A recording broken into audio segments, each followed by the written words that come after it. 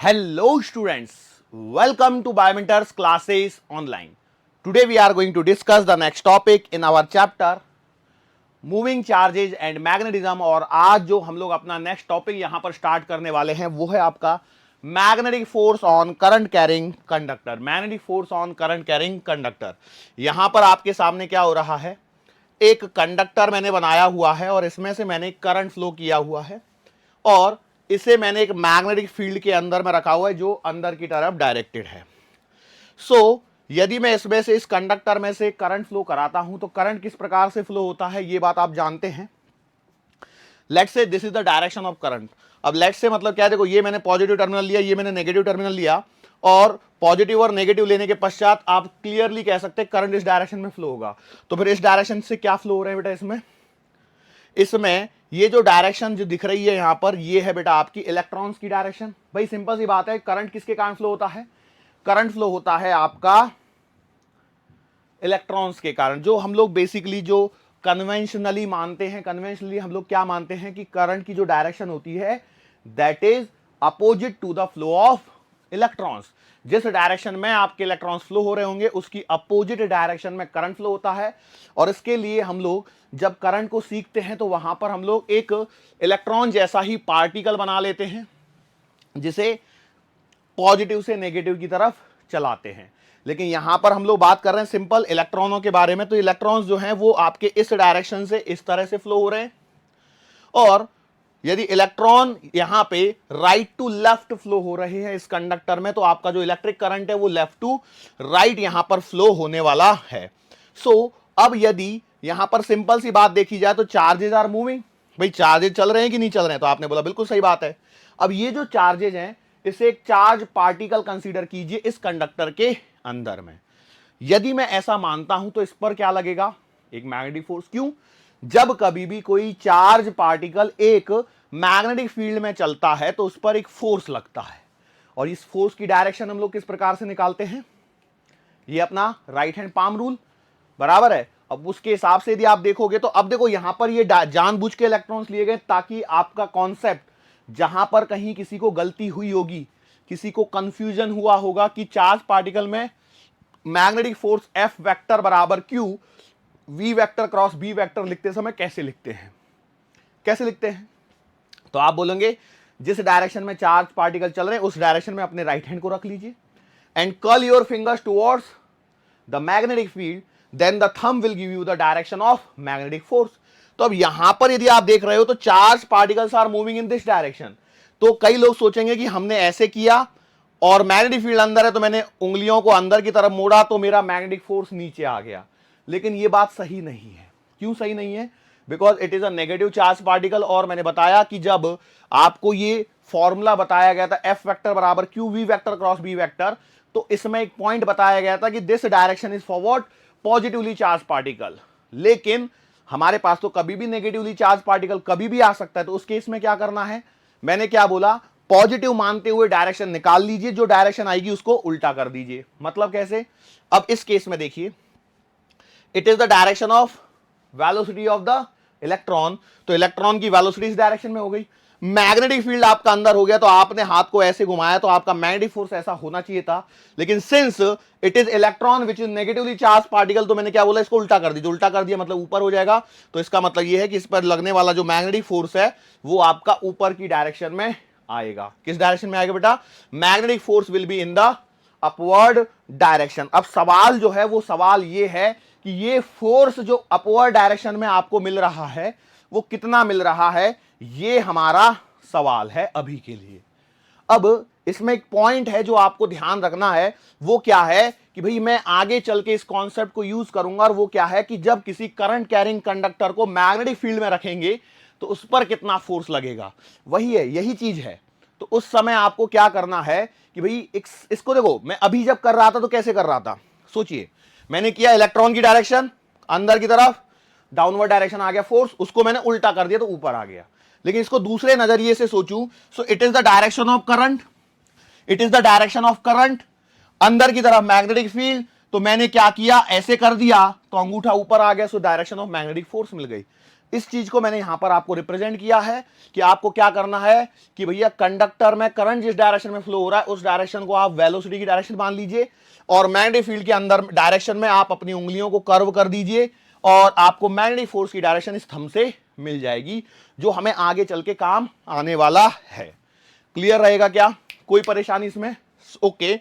अब सवाल जो है वो अभी भी वही है, what is the magnitude of this force, ये हमें यहां पर कैलकुलेट करना है। तो इसकी कैलकुलेशन के लिए मैं क्या करता हूं बेटा, अब इसकी कैलकुलेशन कर लेते हैं हम लोग, और कैलकुलेशंस के लिए हम लोग इस डायग्राम को फिर से थोड़ा सा बना लेते हैं। ठीक है, थोड़ा सा डायग्राम बना लेते हैं, जैसा भी बनेगा अपना। लेट्स से ये मैंने यहां पर बना लिया डायरेक्शन, सॉरी कंडक्टर, ठीक है, और इस कंडक्टर के अंदर में ये आपका करंट फ्लो हो रहा है, और इस तरह से आपने यहां पर एक मैग्नेटिक फील्ड बना दिया बी। ओके, सो इस पर लगने वाला जो फोर्स होगा वो मैंने पूरा फोर्स एफ मान लिया है। लेकिन रियलिटी क्या है?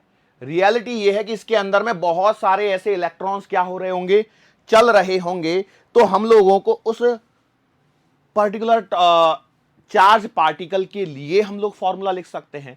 तो हमने क्या माना कि लेट्स से यहां पर एक छोटा सा एलिमेंट मैं मान लेता हूं जिसकी लेंथ मैं यहां पर ले लेता हूं dl। ठीक है, इस छोटे से एलिमेंट की मैंने लेंथ कितनी ले ली, dl ले ली है, और अब इस छोटी सी लेंथ dl में जो इलेक्ट्रॉन यहां पर चल रहे होते हैं, वो इलेक्ट्रॉन्स जो चलेंगे they will be moving with the drift velocity vd।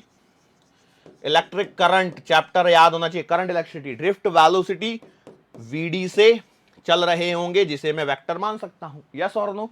तो इस एक छोटे से इलेक्ट्रॉन पर यदि मैं मैग्नेटिक फोर्स की बात करता हूं, तो बेटा वो छोटा सा मैग्नेटिक फोर्स मैं स्मॉल एफ मान लेता हूं वेक्टर, और मैग्नेटिक के लिए m लिख दिया, तो ये आएगा माइनस का e vd vector cross b vector. बात समझ में आई?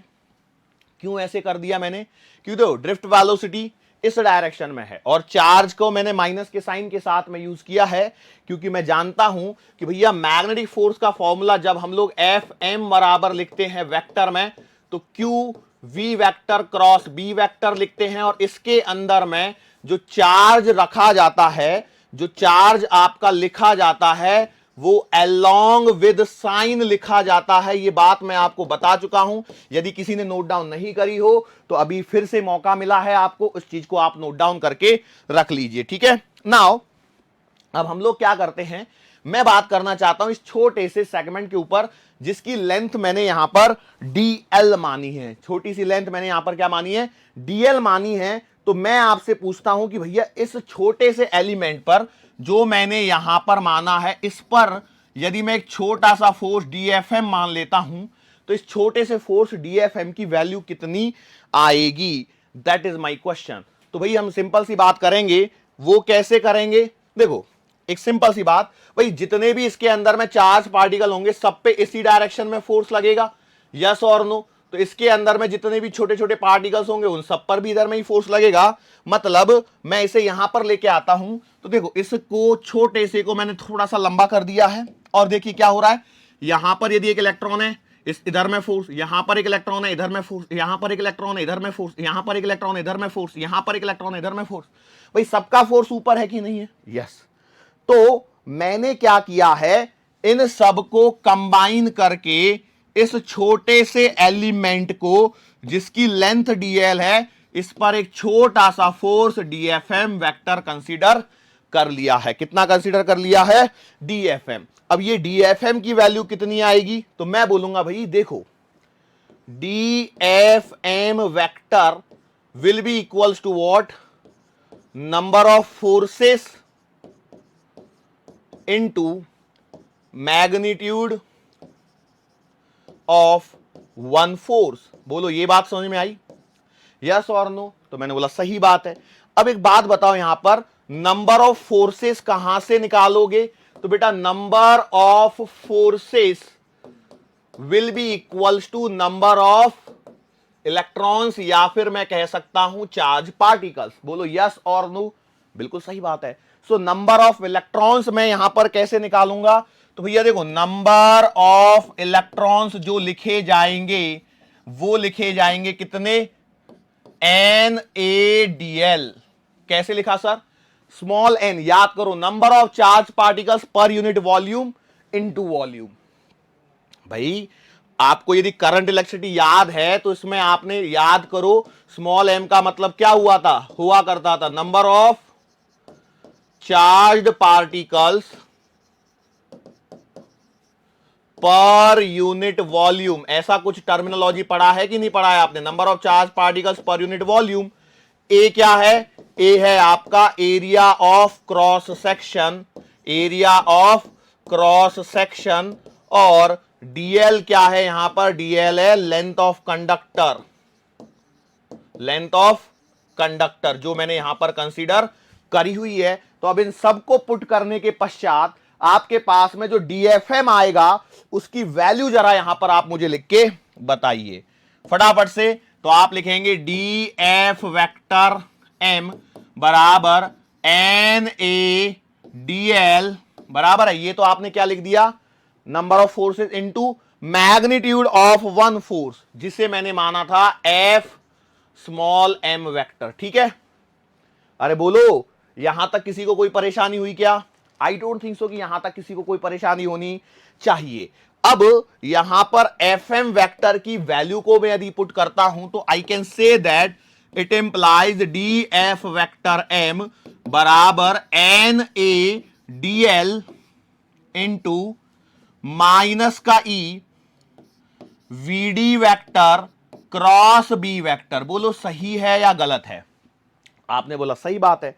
Now I can do one more thing, क्या है, इस ई को बाहर निकाल लेता हूं। इस ई को बाहर निकालने से मैं कह सकता हूं D F M vector will be equals to N E A D L minus V D vector cross B vector. ये बात समझ में आई कि नहीं आई, तो मैंने बोला बिल्कुल सही बात है सर जी, ये वाली बात तो समझ में आ रही है। अब हम लोग यहां पर एक छोटा सा काम कर रहे हैं, वो पता है क्या है, थोड़ा सा एडजस्टमेंट कर रहे हैं। वो एडजस्टमेंट क्या है, let us say that DL is a vector. मैं मान के चल रहा हूं डीएल को एक वेक्टर। अब कई लोग बोले सर ये तो छोटा सा एलिमेंट है, उसकी लेंथ डीएल मानी थी, इसको वेक्टर कैसे मान लिया। देखो उसका रीजन समझिए, आगे चल के आपको समझ में आएगा। यदि मैं डीएल को वेक्टर मान लेता हूं, सो let us say that dl is a vector which is which has direction along the flow of current। मतलब जिस डायरेक्शन में आपका करंट फ्लो हो रहा है उसी डायरेक्शन में मैंने इस डीएल वेक्टर को मान लिया। ऐसा करने से एक बात समझ में आती है, डीएल तो वेक्टर बन गया, लेकिन डीएल वेक्टर बनने से हमारे पास में फायदा क्या होगा उसको समझिए। मैं एक चीज बना सकता हूं इसको करने से, और वो क्या, ये हो सकती है कि माइनस डीएल और वीडी वेक्टर को मैं लिख सकता हूं वीडी डीएल वेक्टर। देखो क्या हो गया, ये ऐसे कैसे कर दिया सर, हमें समझ में नहीं आया, थोड़ा सा ये हुआ कंफ्यूजन। देखो मैंने क्या किया, डीएल जो वेक्टर लिया है उसकी डायरेक्शन कैसे, इस डायरेक्शन में, ध्यान से देखो इस डायरेक्शन में। इसको बना दिखाऊं क्या मैं, देखो ये आपका कंडक्टर, मतलब बिल्कुल सही चल रहे हो। यहां पर इलेक्ट्रॉन चल रहा है, उसकी ड्रिफ्ट वेलोसिटी आपने इधर ले ली वीडी वेक्टर, और डीएल वेक्टर को मैं क्या कर दे रहा हूं, इस डायरेक्शन में ले लेता हूं। डीएल वेक्टर को यदि इस डायरेक्शन में लेते तो भाई वीडी और डीएल में माइनस का साइन का डिफरेंस है कि नहीं, तो इस बेसिस पर मैं इसे ऐसे कर सकता हूं। और ऐसे करने पर क्या हो जाएगा, वीडी तो बाहर निकल आएगा और डीएल उसकी जगह पहुंच जाएगा, और ये दोनों अपनी पोजीशन को सिर्फ क्या कर रहे होंगे, इंटरचेंज कर रहे होंगे। मतलब आपके पास में कहानी में थोड़ा सा चेंज हो जाएगा, और डीएफएम वेक्टर जो मिलेगा वो मिलेगा एन ई ए। देखो एन ई ए को तो छेड़ना ही नहीं है, माइनस डीएल और वीडी वेक्टर क्रॉस, उसको क्या लिख दूंगा मैं, वीडी को बाहर और DL vector cross B vector, DL vector cross B vector इस प्रकार से लिख सकता हूं, N E A VD, N E A VD. अच्छा ये फॉर्मूला कहीं देखा सा लग रहा है क्या आपको, थोड़ा सा कुछ याद करो थोड़ा सा। अच्छा एक बात बता दूं मैं पहले, यहां पर ये वीडी के ऊपर में वेक्टर वेक्टर नहीं है, यदि गलती से दिख भी गया हो तो वो चलते चलते पेन कभी कभी चल जाता है ना, उतना सा चला था बस। एनी ये वीडी कहीं पढ़ा हुआ लग रहा है क्या आपको? सर कहां पढ़ा होगा, कहां पढ़ा होगा, कहां पढ़ा होगा? Current electricity, current electricity, current electricity, याद करो। Current flowing through a conductor is given by NeAVD, ये फॉर्मूला था। मतलब मैं लिख सकता हूं DFM वेक्टर बराबर I DL vector cross B vector. क्या ये वाली बात आपको समझ में आई है? ये है DL लेंथ के कंडक्टर पर जब मैं उसे मैग्नेटिक फील्ड के अंदर में रख रहा हूं, और DL वेक्टर क्या है? DL vector is taken in the direction of current flow, तब हमारे पास में ये छोटा सा मैग्नेटिक फोर्स आया। ये छोटा सा क्या आया? मैग्नेटिक फोर्स आया। लेकिन यदि मैं पूरे कंडक्टर की बात करता हूं तो मैं क्या बोलूंगा? मैं लिखूंगा फॉर होल कंडक्टर, पूरे कंडक्टर के लिए, for whole conductor whose length is L, whose length is L, तो ये लिखा जाएगा F वेक्टर बराबर इंटीग्रेशन DFM वेक्टर, यस और नो। और यदि मैं इसे लिख देता हूं डायरेक्टली तो ये आ जाएगा I L vector cross B vector. बोलो समझ में आया या नहीं आया? ये स्टैंडर्ड रिजल्ट है, डायरेक्टली याद रखना है, इस पे सीधा सीधा सवाल आ सकता है। लेकिन यहां पर ध्यान दो, जब मैं ऐसा कर रहा हूं तो यहां पर जो कंडक्टर है वो सीधा सीधा कंडक्टर है, एकदम स्ट्रेट फॉरवर्ड कंडक्टर है। लेकिन कई बार ऐसा भी तो हो सकता है कि आपका कंडक्टर कैसा हो? टेढ़ा हो। कंडक्टर कैसा हो? टेढ़ा हो। मतलब सर समझ में नहीं आया पॉइंट को, मैं समझाता हूं। मान के चलो यहां पर आपके पास में यदि एक ऐसा मैग्नेटिक फील्ड है, ठीक है, this is the direction of magnetic field, इसके अंदर में लेट से मेरे पास में एक ऐसा कंडक्टर रखा है जो टेढ़ा है, मैंने बोला सही है। अब मैं यहां पर क्या करता हूं, मान के चलो मैं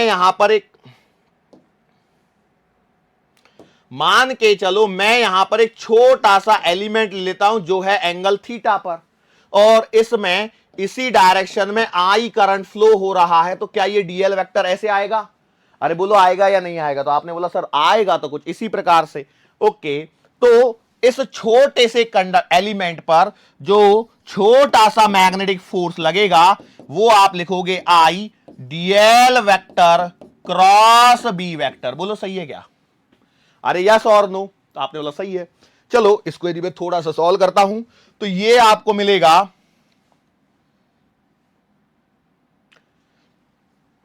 क्रॉस प्रोडक्ट को सॉल्व करने पर साइन थीटा। मतलब देखो यदि मैं साइन थीटा के हिसाब से सोचता हूं तो क्या मैं कुछ ऐसा सोच रहा हूं कि भैया इसके दो कंपोनेंट, एक ये वाली डायरेक्शन में और एक ये वाली डायरेक्शन में, तो ये वाला कंपोनेंट आ जाएगा DL cos थीटा और ये वाला कंपोनेंट आ जाएगा DL sin थीटा, यस और नो?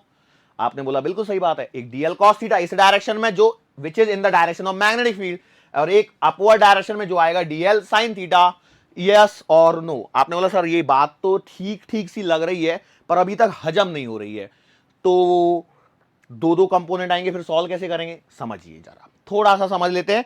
थोड़ा सा समझते ही आपको एक चीजें क्लियर हो जाएंगी, वो चीजें मैं बता देता हूं कैसे। देखो भाई, यदि मैं कंडक्टर की बात करता हूं, मान के चलो यदि मेरा कंडक्टर कुछ ऐसा रखा हो, इसी में रख रहा हूं एक कंडक्टर, एक ऐसा कंडक्टर यदि मैंने रख दिया और लेट से इसमें इसी डायरेक्शन में करंट I फ्लो करा दिया और ये आपका मैग्नेटिक फील्ड है इसी डायरेक्शन में, तो क्या इस पर फोर्स लगेगा? सर हमें कैसे मालूम? आपने तो पढ़ाया नहीं है। ध्यान से सोचो, मैंने पढ़ाया है। कैसे सर? देखो मैग्नेटिक फोर्स का फॉर्मूला जो हम लोग पहले पढ़ के आए वो है Q into V vector cross B vector. तो इसके अंदर में जो इलेक्ट्रॉन चल रहे होंगे उसकी डायरेक्शन मैग्नेटिक फील्ड के क्या है? अपोजिट, मतलब 180 डिग्री पर, और 180 डिग्री पर है तो भैया फोर्स तो जीरो हो जाएगा ना, यस और नो? यदि ऐसा है मतलब आपको इस DL cos थीटा को तो कंसीडर करने की जरूरत है ही नहीं। क्या बोला मैंने?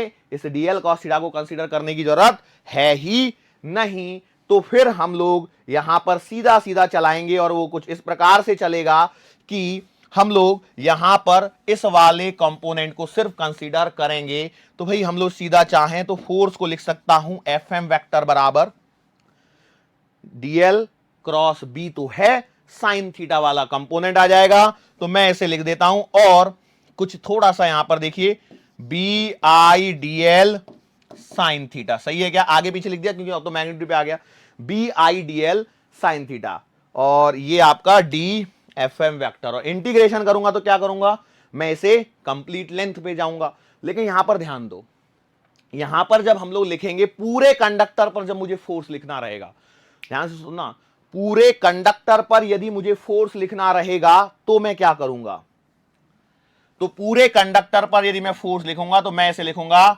बी आई एल और साइन थीटा, यस और नो।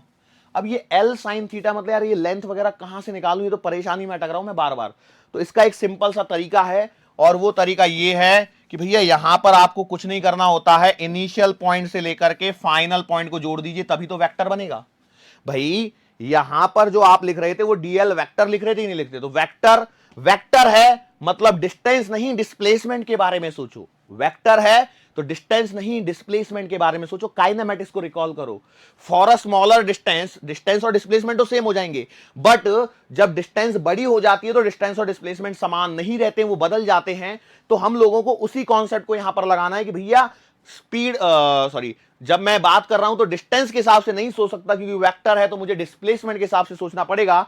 और यहां पर यदि एक कंडक्टर टेढ़ा है तो इसमें जो मुझे डिस्प्लेसमेंट मिलेगा वो डिस्प्लेसमेंट आपको मिलेगा यहां से लेकर के यहां तक सीधा, यस और नो? तो हमेशा आपको यही काम करना होगा, आपको हमेशा यही काम करना होगा। क्या ये वाली बात आपको समझ में आ रही है या नहीं आ रही है, बस इतना सा बता दीजिए। ओके ठीक है सर, मान लेते हैं इस पे जो सवाल बनेंगे इसी लेवल के सवाल बनेंगे, एकदम सिंपल सिंपल से सवाल बनेंगे। और मैं एकदम सिंपल सी बात बोलूं तो कहानी ये हो जाएगी कि इसे आपको लेना है डिस्प्लेसमेंट के फॉर्म में, in form of displacement, in form of displacement मतलब आपको मोस्ट ऑफ दी जगह पर मिलेगा एफ वेक्टर बराबर आई और P Q vector cross B vector, ऐसा लिख सकते हैं आप, ऐसा लिख सकते हैं। मतलब कैसे, देखो सवाल बताता हूं, एकदम सिंपल सिंपल से सवाल। सवाल ये है, जैसे ये आपका मैग्नेटिक फील्ड है, ये क्या है आपका मैग्नेटिक फील्ड है बी वेक्टर, जिसका मैग्नीट्यूड कितना है बी है। इसके अंडर में आपने एक ऐसा क्लोज लूप रख दिया जिसमें से करंट आई फ्लो कर दिया है, तो इस पर जो मैग्नेटिक फोर्स आएगा वो आएगा जीरो। सर कैसे जीरो आएगा? भाई देखो याद करो, डिस्प्लेसमेंट क्या है इसमें जीरो, क्यों? स्टार्ट से चल के वापस वहीं आ गए तो डिस्प्लेसमेंट जीरो, तो फोर्स भी जीरो। समझ में आया? सर मान के चलो ये पूरा ऐसा लूप नहीं होता और आधा होता तो भी आपको डरने की जरूरत नहीं है, सवाल तो फिर भी होगा आपसे। क्यों? बस मैंने एक बात बोली है आपको कि आपको क्या ध्यान रखना है, आपको ऐसे मानना है कि भैया आपको डिस्प्लेसमेंट कैसे लेते थे काइनेमैटिक्स में, वही बस फोकस करना है। ये बी वेक्टर हो गया, ओके।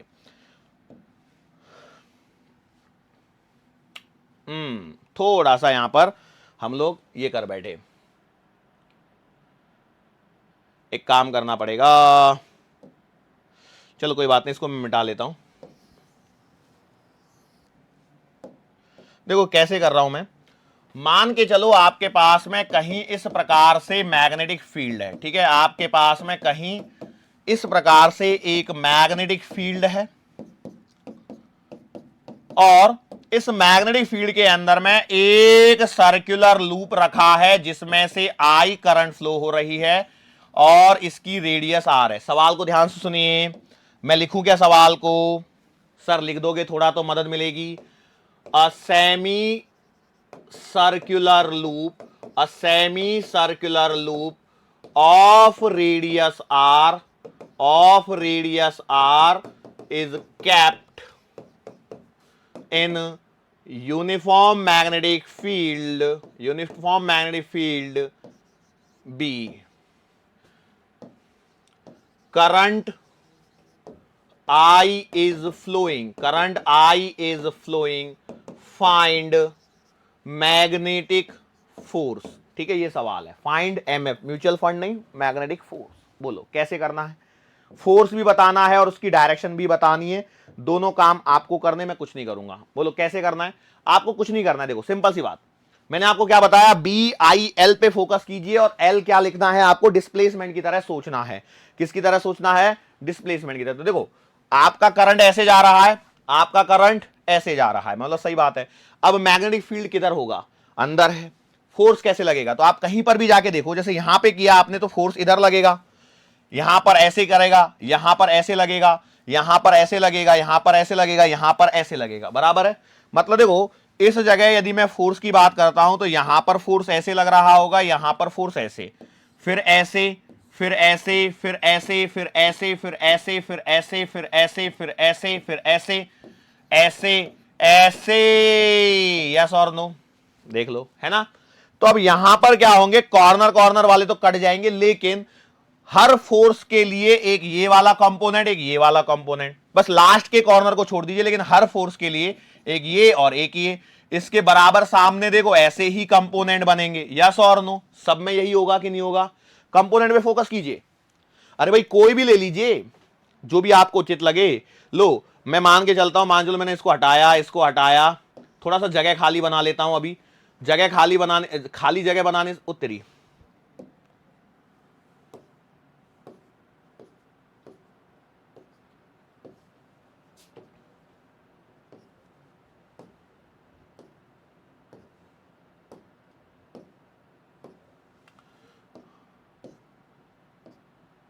चलो अब देखते हैं हम लोग।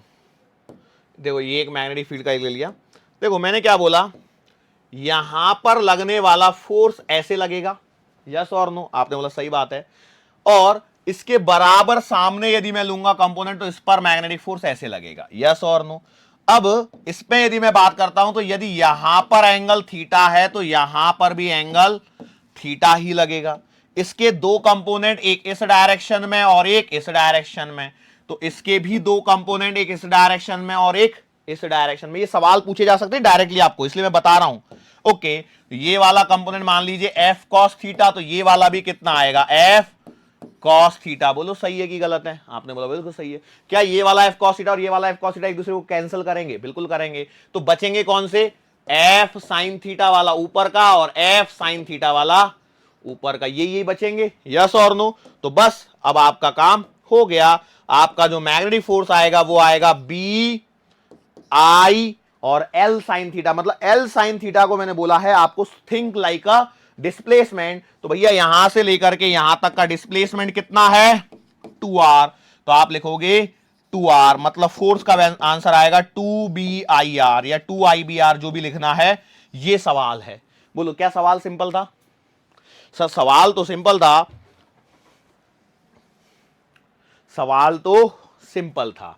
क्या ये सवाल आप कर पाओगे या नहीं कर पाओगे, बिल्कुल। अब देखो एग्जामिनर है ना, कई बार है ना एग्जाम में ऐसे सवाल आते हैं, देखो मैं आपको समझाता हूं, ठीक है।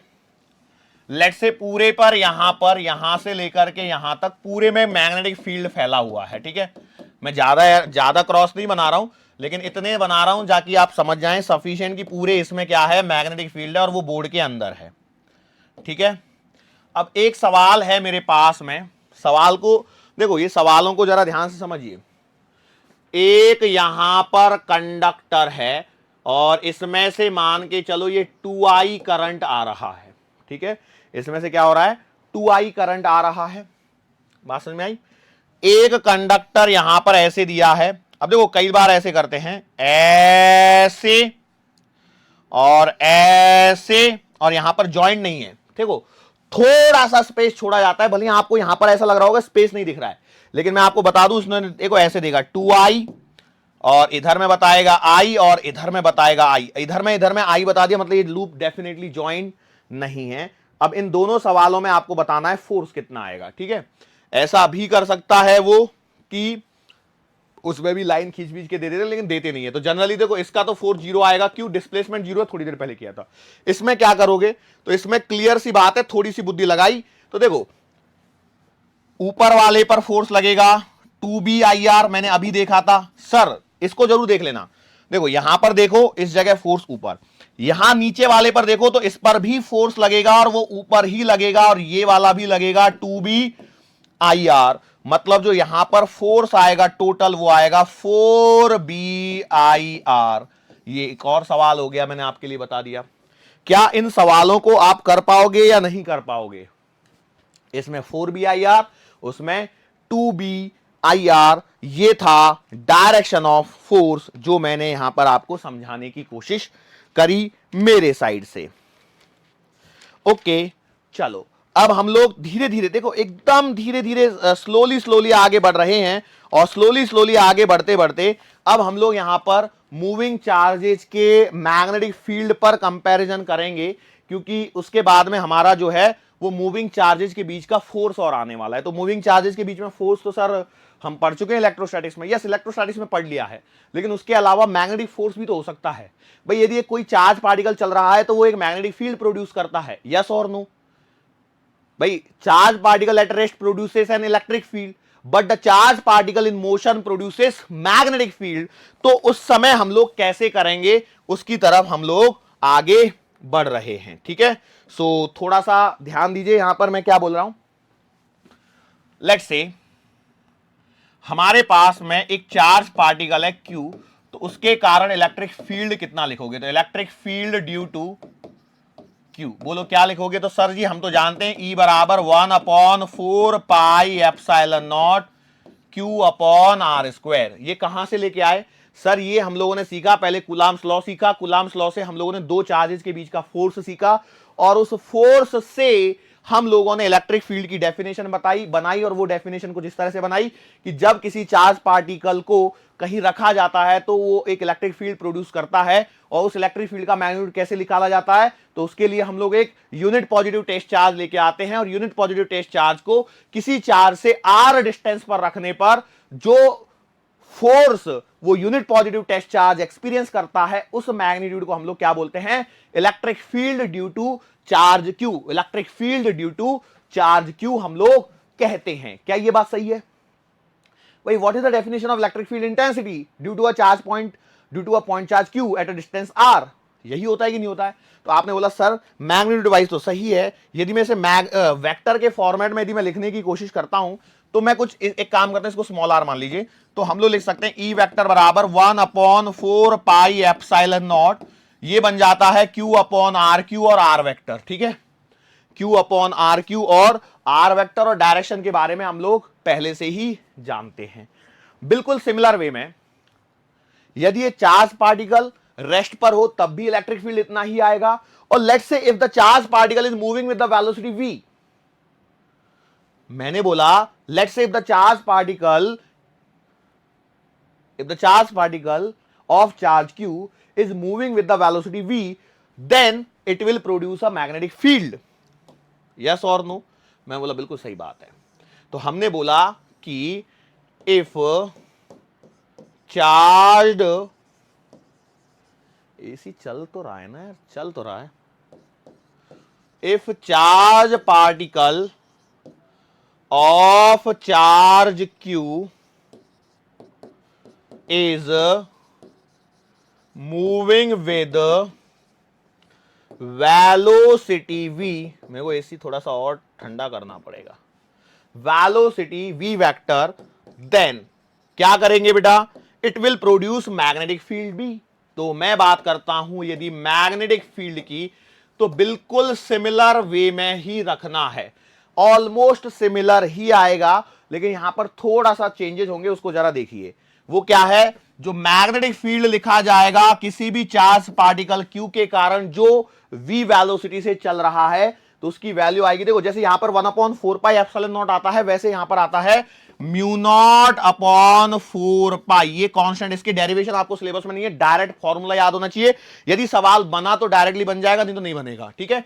μ0/4π हाँ Q/RQ and v vector cross r vector, v vector cross r vector, this is the magnetic field produced by a charged particle whose charge is Q and moving with velocity v vector in at a distance r whose position vector is given by r vector। क्या ये बात समझ में आई? Sure है? बस समझ में आने से ज्यादा है यहां पर क्या, इसका फॉर्मूला याद रखना। यदि मैं मैग्नीट्यूड निकालने जाऊंगा तो मैग्नीट्यूड कैसे लिख लेगा? तो भैया बी वेक्टर का यदि मैं मैग्नीट्यूड लूंगा तो ये आएगा, देखो क्या, mu naught upon 4 pi Q upon R cube, ये आ जाएगा वी आर साइन थीटा। एक आर से एक आर को उड़ा दो तो बेटा आप बी को सीधा सीधा लिख लीजिए म्यू नॉट अपॉन 4 पाई। वैसे मैं आपको बता दूं mu naught is called as permeability of free space. जैसे यहां पर एप्सिलॉन नॉट को क्या बोलते हैं, परमिटिविटी ऑफ फ्री स्पेस बोलते हो, वैसे म्यू नॉट को बोला जाता है परमिएबिलिटी ऑफ फ्री स्पेस। और म्यू नॉट की वैल्यू, जैसे एप्सिलॉन नॉट की वैल्यू आपने याद रख रखी है 8.85 × 10⁻12, वैसे ही म्यू नॉट की वैल्यू 4 पाई इंटू 10⁻7 याद रखनी है। आगे आएगी, थोड़ी देर तसल्ली रखिए। आर से एक आर कैंसल, तो ये हो जाएगा QV sine theta upon R square. ये है कहानी, ये है कहानी। यदि वेलोसिटी और पोजीशन वेक्टर दोनों की डायरेक्शन सेम है तो मैग्नेटिक फील्ड जीरो, क्योंकि थीटा जीरो हो जाएगा। और यदि डायरेक्शन परपेंडिकुलर है तो वो मैक्सिमम मैग्नेटिक फील्ड यहां पर आएगा। यस और नो? तो आपने बोला सही है, श्योर है। यहां से एक पॉइंट आपके पास में आएगा और वो पॉइंट क्या है, देखो इस फॉर्मूले को ध्यान से देखो, बी बराबर mu naught upon 4 pi Q V sine theta upon R square. जहां पर b will be equals to 0 when theta is equals to 0 और theta is equals to 180 degree. इसका सिंपल मीनिंग है it means that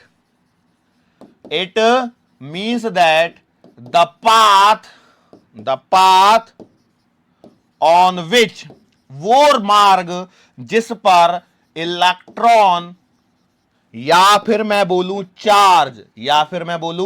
charge moves, magnetic field will be zero. Magnetic field will be zero. वो मार्ग या जो रास्ता जहां पर इलेक्ट्रॉन या कोई भी चार्ज पार्टिकल चलता है, वहां पर आपका मैग्नेटिक फील्ड क्या होगा, जीरो होगा। वहां पर आपका मैग्नेटिक फील्ड क्या होगा, जीरो होगा। और at all the points where the charge particle is moving. आगे चल के कॉन्सेप्ट आएगा करंट कैरिंग लूप वाला, तो उस लूप पर मैग्नेटिक फील्ड जीरो होता है। बात समझ में आ रही है? तो ये पॉइंट यहीं पर आपका कवर हो चुका है। आगे चल के यदि मैं गलती से ना बोलूं तो आपको पता होना चाहिए कि ऐसा हम लोग पहले सीख चुके हैं। Is it clear to you? Sir clear तो हो रहा है थोड़ा थोड़ा सा। अच्छा एक बात बताओ, दूसरा पॉइंट मैं कह सकता हूं B will be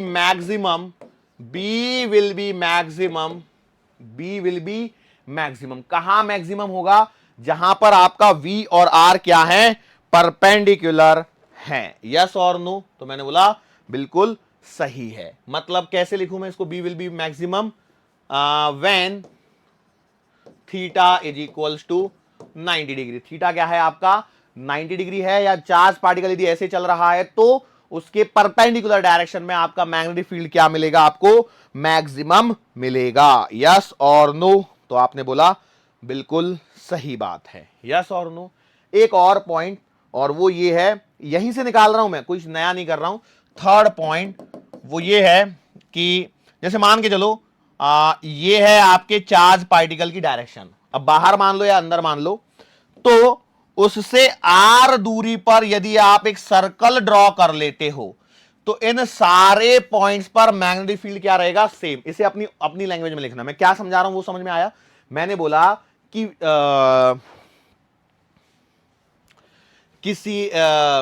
किसी एक डायरेक्शन में चार्ज पार्टिकल चल रहे हैं, किसी भी डायरेक्शन में हो सकते हैं, वो कोई ऐसा नहीं है हार्ड एंड फास्ट की ऐसा या वैसा। लेकिन मैं मान रहा हूं या तो आप ऐसे डायरेक्शन में मान लो या फिर इस डायरेक्शन में मान लो। तो इससे आर दूरी पर यदि मैं एक सर्कल ड्रॉ करता हूं, एक वृत्त बनाता हूं, तो उस वृत्त की परिधि पर, उस सर्कल के सरकमफेरेंस पर, हर पॉइंट पर मैग्नेटिक फील्ड की वैल्यू सेम रहेगी। मैग्नेटिक फील्ड की वैल्यू सेम रहेगी, चुंबकीय क्षेत्र का मान समान रहेगा। और फॉर्मूला उसके लिए कितना आता है, mu naught upon 4 pi Q V sine theta upon R square. जिसमें अब आपका देखिए ये आर हो गया, ये वी हो गया, दोनों के बीच का एंगल 90 डिग्री है, तो साइन थीटा को हटा दीजिए तो mu naught upon 4 pi Q V upon R square, Q V upon R square. That will be the value. क्या ये बात आप लोगों को समझ में आई है या नहीं आई है? सर थोड़ा थोड़ा सा समझ में आया है। चलो थोड़ा थोड़ा सा समझ में आ गया है तो हम लोग अब आगे बढ़ सकते हैं और अगले पॉइंट की तरफ हम लोग मूव कर सकते हैं, और वो है फोर्स बिटवीन मूविंग चार्जेस।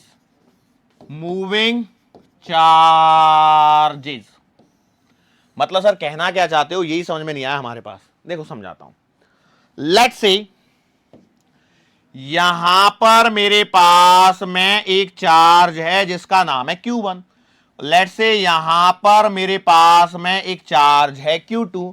इन दोनों के बीच की डिस्टेंस है R।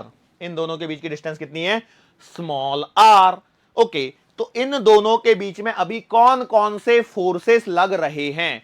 तो आप बोलोगे सर इन दोनों के बीच में अभी एक ग्रेविटेशनल फोर्स है, क्योंकि charge is a property, charges की प्रॉपर्टी में हमने पढ़ा हुआ है कि charge can not exist without a mass. मतलब डेफिनेटली यदि चार्ज लिखा है मतलब इनका कुछ ना कुछ मास होगा, और इनके बीच में एक ग्रेविटेशनल फोर्स प्रेजेंट होगा जिसका वैल्यू हम लोग लिखेंगे एफ जी बराबर G m1 m2 upon R square, and this force will be of attraction of nature. इस फोर्स का जो नेचर होगा वो कैसा होगा? अट्रैक्शन का नेचर रहेगा, आकर्षण का नेचर रहेगा।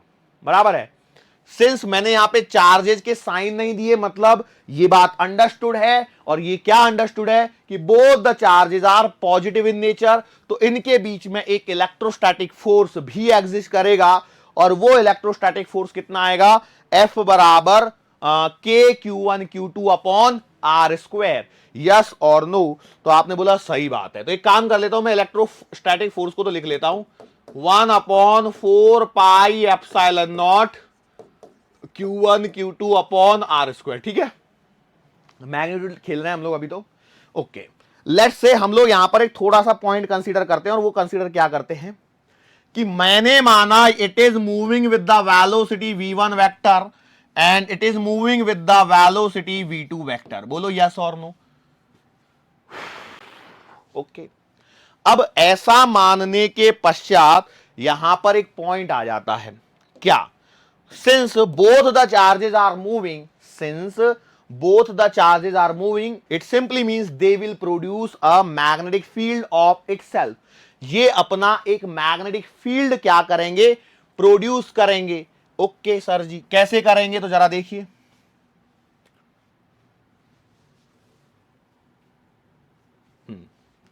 ओके, तो भैया Q1 के कारण यहां पर जो मैग्नेटिक फील्ड आएगा, सी what I am saying, the magnetic field due to Q1 at this point, तो ये आएगा B1। यहां पर मैंने एक मैग्नेटिक फील्ड मान लिया है B1, और इस B1 की जो वैल्यू आएगी वो आएगी mu naught upon 4 pi Q1 upon, vector में लिखूं क्या कि मैग्नीट्यूड लिख लेता हूं? मैग्नीट्यूड लिख लेता हूं Q1 V1 upon R square. Vector का टेंशन लेना ही नहीं है हम लोग। Q1 V1 upon R square. Yes और no? Sir ji what is the direction of this? तो भैया देखो, ये यहां पर चार्ज पार्टिकल है, मतलब ये आपका सोर्स हो गया, ये वेलोसिटी वेक्टर हो गया। अब वेक्टर में याद कीजिए mu naught upon 4 pi Q upon R cube, V vector cross R vector. तो भैया वेलोसिटी वेक्टर इधर है, और आर वेक्टर बेटा इसमें आपको इस डायरेक्शन में मिलेगा, यदि मैं यहां से यहां पर सोच रहा हूं। देखो पहले से क्लियर लिखो, यहां पर एक छोटा सा पॉइंट लिखो अपने आप से, मैं लिख नहीं रहा हूं लेकिन मैं बोल रहा हूं। क्या लिख रहा हूं? कि भैया Q1 चार्ज के कारण जो V1 वेलोसिटी से चल रहा है, उसके कारण जो मैग्नेटिक फील्ड आया वो है आपका B1। यस और नो? आपने बोला सही बात है सर जी, थोड़ी थोड़ी सी सुनने में अच्छी तो लग रही है। तो Q वेलोसिटी और ये यहां पे ऐसा आ गया। अब कैसे लिखेंगे उसको? लेकिन उसका ऐसे लिख दिया। ओके, अब इसकी डायरेक्शन चाहिए, तो देखो V1 क्रॉस R1 मतलब अंदर की डायरेक्शन में, तो भैया ये हमारा मैग्नेटिक फील्ड हो गया B1। सिमिलर वे में ब्लैक हो गया, ये ले लेता हूं। Q2 charge particle is also moving with the velocity V2, सो इसके कारण यहां पर एक मैग्नेटिक फील्ड आएगा जिसे मैं नाम दे देता हूं लेट्स से B2। तो इस B2 की जो वैल्यू आएगी वो आएगी बेटा आपके पास में mu naught upon 4 pi Q2 V2 upon R square. इसकी डायरेक्शन बोलो किधर आएगी? तो देखो Q2 इज द सोर्स, मतलब मुझे यहां पर खड़ा होकर देखना है, तो बेटा वेलोसिटी इधर है और पॉइंट यहां पर है, मतलब आप इस डायरेक्शन में इस बार आर वेक्टर लोगे, यस और नो। तो आपका कुछ कुछ ऐसा हो गया है, यस और नो। तो यहां पर मैग्नेटिक फील्ड यदि मैं देखता हूं तो इस डायरेक्शन में आएगा भाई, इसके कारण यदि देखना है तो वेलोसिटी, और ऐसे तो इस डायरेक्शन में, मतलब यहां पर आपका मैग्नेटिक फील्ड इस डायरेक्शन में मिल जाएगा। तो मैं चाहिए तो यहां पर इसका ऐसे आएगा और ऊपर वाले का कुछ ऐसे आएगा, ठीक है, सब लिख दिए। नाउ सवाल ये आ रहा है कि अब यदि मैं आगे सोचता हूं तो देखो क्या हो रहा है। Q1 charge particle is placed in the magnetic field produced by the charge Q2 where Q1 is moving itself with the velocity V1 and also perpendicular. Also what? Perpendicular. बात समझ में आ रही है कि नहीं आ रही है? मतलब सही बात है। मैंने क्या बोला? The Q1 charge particle is moving with velocity V1 in the magnetic field B2 which is produced by Q2. फिर से बोल रहा हूं, Q1 चार्ज पार्टिकल जो है वो V1 वेलोसिटी से चल रहा है, जबकि उसे रखा गया है Q2 के द्वारा प्रोड्यूस्ड मैग्नेटिक फील्ड में, उसे रखा गया है Q2 के द्वारा प्रोड्यूस्ड मैग्नेटिक फील्ड में। तो बताओ इसमें फोर्स क्या आएगा? तो आप बोलोगे सर जी यहां पर यदि मैं फोर्स की मैं बात कर लेता हूं, छोटी छोटी सी बातें करना पसंद है मुझे। मैंने माना F1 वेक्टर है तो ये लिखा जाएगा Q V vector cross B vector, ये तो मैंने फॉर्मूला लिख दिया।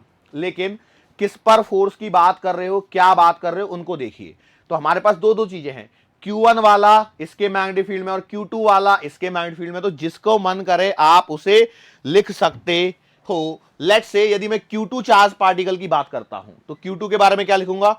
Q2 is moving with the velocity V2 in the magnetic field B1, yes और नो। तो आपने बोला सही है। लेकिन यदि B1 की वैल्यू को यदि मैं वेक्टर फॉर्मेट में यहां पर लिखूं तो क्या मैं इसे आगे ऐसे लिख सकता हूं क्या? Q2 तो कोई छेड़ना है नहीं, V2 vector as it is cross B1 कितना लिखा जाएगा? तो भैया आप लिखोगे mu naught upon 4 pi, mu naught upon 4 pi Q1 upon R Q V1 vector cross R vector. बोलो यस और नो। ध्यान से देखो क्या ऐसा बनेगा? सर ये तो बहुत टेढ़ा काम है। यस बेटा ये टेढ़ा ही काम है। अब यदि मैं इसके कारण इस पे लिखूंगा तो भी इसी प्रकार से आगे चल के लिख सकता हूं।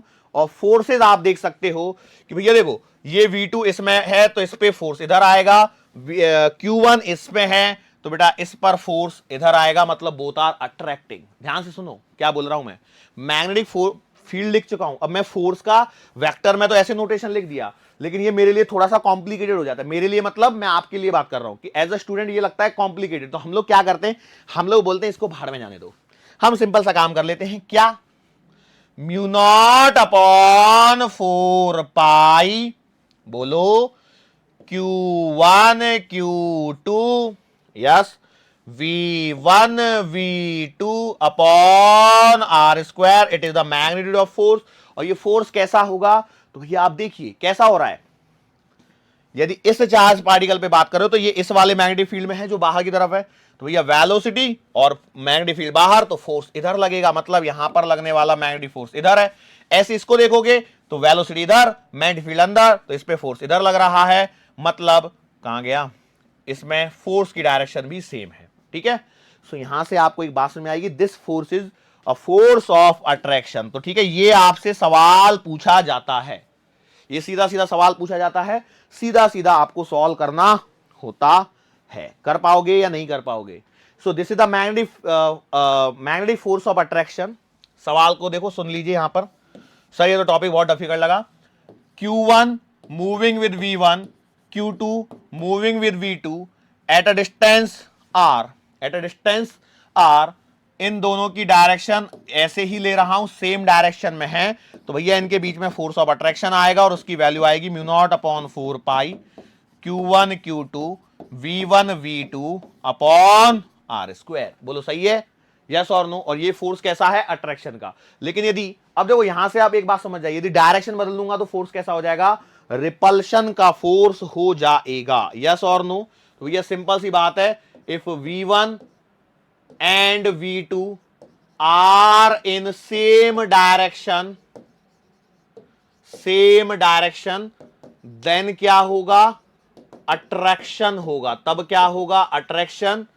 और यदि V1 and V2 are in opposite direction, then आपका आएगा रिपल्शन। तब क्या आएगा, आपका रिपल्शन। कंडीशन ये है कि Q1 और Q2 दोनों क्या हैं, सेम टाइप के, मतलब सेम टाइप के चार्जेस सेम डायरेक्शन में मूव कर रहे हैं, तो आपके पास में क्या होगा, अट्रैक्शन होगा। और यदि अपोजिट सेम टाइप के चार्जेस, अब देखो ऐसे लिखो, यदि आप में इसमें सवाल बनाना हो ना तो सवाल थियोरेटिकल बनेंगे। कैसे, सेम टाइप सेम डायरेक्शन, बोलो क्या होगा, अट्रैक्शन। क्या हो जाएगा, अट्रैक्शन हो जाएगा। तो इसका मतलब यह है कि मैं क्या ऐसे कह सकता हूं, सेम टाइप डिफरेंट, या मैं बोलूं डिफरेंट के बजाय अपोजिट डायरेक्शन, तो यहां पर आपको मिल रहा है रिपल्शन। अब देखो, अब आपका होमवर्क यहां पे तैयार हो चुका है, और होमवर्क क्या है, डिफरेंट टाइप, या मैं बोलूं अपोजिट टाइप, मतलब एक पॉजिटिव है और एक नेगेटिव है, तो अपोजिट टाइप और सेम डायरेक्शन में क्या होगा, ये आपको बताना है, ये आपका होमवर्क है। और अपोजिट टाइप के चार्जेस जब अपोजिट डायरेक्शन में चलेंगे तो क्या होगा। और ये सारी कहानी चल रही है मैग्नेटिक फोर्स से रिलेटेड। एक बात को ध्यान रखना, it is totally based on what, magnetic force, not the electrostatic force. Electrostatic force को बेटा यहां पर कंसीडर मत कर लेना। मान के चलो मैं यहां पर एक छोटा सा एक चेंज और कर देता हूं, उसको भी हम लोग यहां पर पढ़ लेते हैं। तो वो पॉइंट ये है कि भैया अब हमें एक बात पता लग गई, यदि Q1 वाला, समझिए बहुत कुछ चीजें हैं यहां पर, Q1 वाला V1 से एंड Q2 वाला V2 से चला तो मैग्नेटिक फोर्स आएगा आपका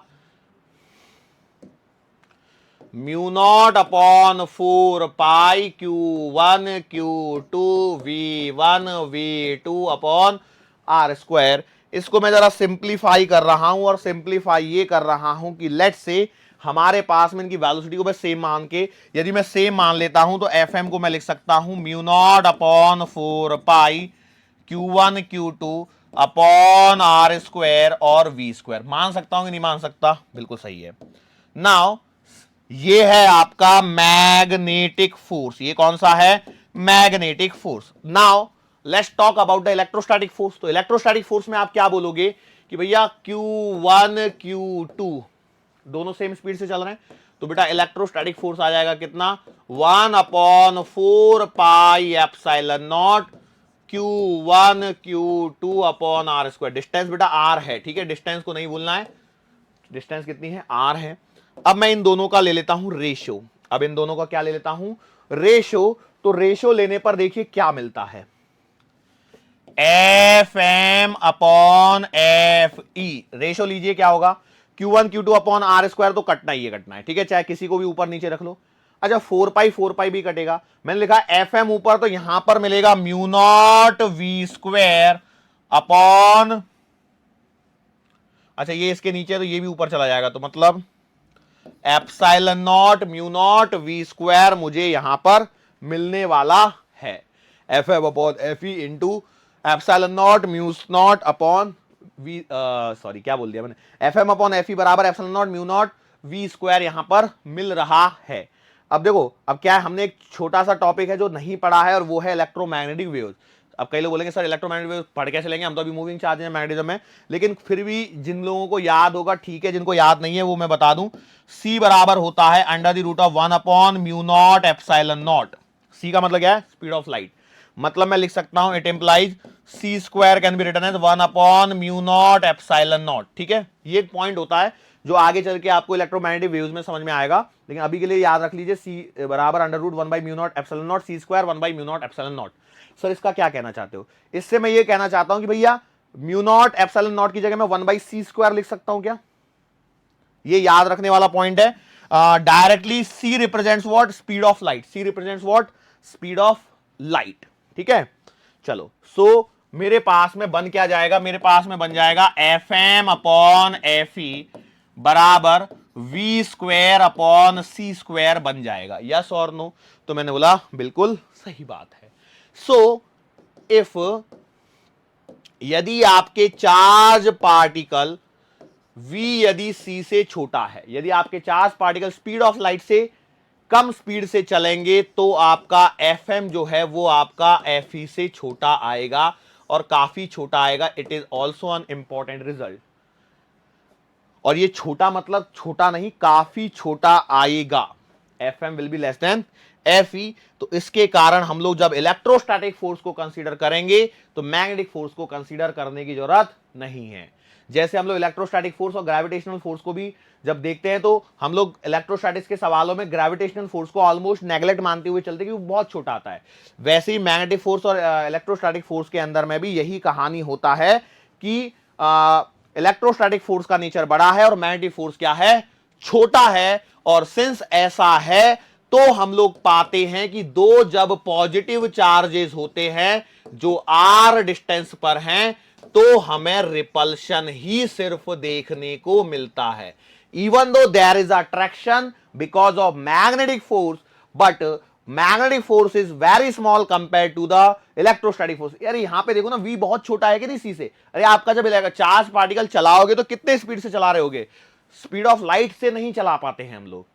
स्पीड ऑफ लाइट तो हम अचीव कर ही नहीं पाए हैं। हम लोग उससे काफी कम स्पीड में होते हैं। 10% 1% की स्पीड मान के चलो, उतनी ज्यादा से ज्यादा हम लोग स्पीड को अचीव कर पाए हैं। तो उस बेसिस पर आप देखिए कि भैया ये काफी छोटा हो गया, और काफी छोटा हो गया तो मैग्नेटिक फोर्स भले ही बोल रहा है कि अट्रैक्शन हो रहा है। देखो कहां गया, कहां गया। सेम टाइप के चार्जेस जब सेम डायरेक्शन में चल रहे हैं तो अट्रैक्शन भले ही हो रहा है because of magnetic force, because of magnetic force. लेकिन इलेक्ट्रोस्टैटिक फोर्स के कारण यहां पर क्या आ रहा है, रिपल्शन आ रहा है। और रिपल्शन यहां पर डोमिनेंट नेचर का होने के कारण हम लोग हमेशा यही कहते हैं कि जब दो पॉजिटिव चार्जेस होते हैं तो उनके बीच में रिपल्शन ही होता है। इसलिए हम लोग, भले इलेक्ट्रोस्टैटिक में ये सब बातें नहीं होती है, लेकिन अब मैग्नेटिक चैप्टर में पहुंचने के बाद ये छोटी छोटी सी बातें हो सकती हैं। लेकिन अब आपके पास में समझ में आया कि ये दो पॉजिटिव चार्जेस के बीच में अट्रैक्शन भी होता है, लेकिन वो अट्रैक्शन होता है इलेक्ट्रिक फील्ड के कारण नहीं, बल्कि मैग्नेटिक फील्ड के कारण। किसके कारण? मैग्नेटिक फील्ड के कारण यहां पर ऐसा होता है। क्या ये बात आपको समझ में आई है या नहीं आई है? मैं उम्मीद करता हूं कि आपको ये वाला पॉइंट यहां पर समझ में आया होगा। यस और नो? सो यहां तक पहुंचने के पश्चात अब अगली जो हेडिंग आती है वो बेसिकली आती है Biot Savart's law. Biot Savart's law, जिसका सबको बड़ी बेसब्री से इंतजार रहता है। लेकिन सिंस बायो सावर्ट्स लॉ से हम लोग मैग्नेटिक फील्ड के कैलकुलेशन वाले पोर्शन पर बढ़ जाते हैं। कहां पर बढ़ जाते हैं? मैग्नेटिक फील्ड के कैलकुलेशन वाले पोर्शन पर। लेकिन सिंस आज हम लोग उसे कंटिन्यू नहीं करेंगे तो बेटा आज तो हम लोग यहां पर रुकना ही पड़ेगा। हम लोगों को कोई ऑप्शन नहीं है, क्योंकि बायो सावर्ट्स लॉ लूंगा तो फिर वही 10-15 मिनट, फिर 10-15 मिनट मतलब लेक्चर काफी लंबा हो जाएगा। तो आज के लेक्चर को हम लोगों को यहीं पे स्टॉप करना पड़ेगा। तो आने वाले लेक्चर्स में हम लोग लगभग बात कर रहे होंगे magnetic field due to current carrying conductor, या फिर उसे हम लोग बोलते हैं मैग्नेटिक इफेक्ट ऑफ करंट भी बोलते हैं जिस सेक्शन को। तो उस सेक्शन के साथ में शुरुआत होगी कहां पर? आने वाले अगले लेक्चर में। लेकिन उससे पहले आज के लेक्चर्स को एक बार क्विकली आप फिर से गो थ्रू कीजिए बेटा। जो पढ़ा है उसको जरा ध्यान से देखिए। चीजें आज के लेक्चर में कॉम्प्लिकेटेड नहीं। आज के लेक्चर में एक वही मैग्नेटिक, जब किसी करंट कैरिंग कंडक्टर को मैग्नेटिक फील्ड में रखते हैं तो उस पर लगने वाले फोर्स पर सवाल सीधा सीधा पूछा जा सकता है और वो आपको पता होना जरूरी है। किसी चार्ज पार्टिकल के कारण भी फोर्स का फॉर्मूला मैंने आपको समझा दिया है। फॉर्मूला याद रखना, यदि सवाल आया, मैं इसमें स्टार लगा रहा हूं, यदि सवाल आया, सवाल आने की चांसेस बहुत ही कम है। Is it clear? श्योर? सो इसी के साथ में अपना आज का सेशन यहां पर समाप्त होता है। मुलाकात फिर से होगी आने वाले अगले लेक्चर के दरमियान। सो तब तक के लिए